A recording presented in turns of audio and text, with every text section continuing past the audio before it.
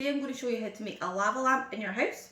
So what you need for that is just some normal tap water. I've added some food colour to make it a bit more exciting. You can do that or you can not.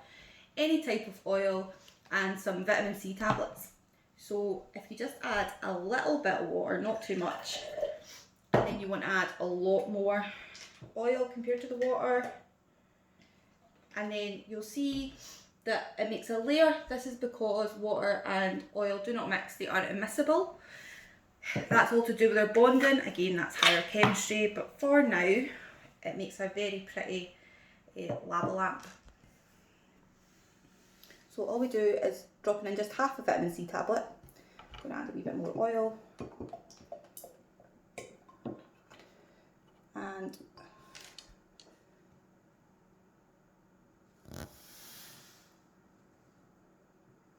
as the tablet dissolves, it gives off bubbles of gas. Can you remember what that's called, S2?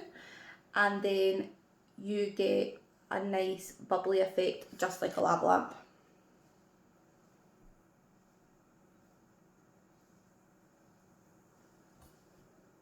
If you do this at home, please send us a picture or a video.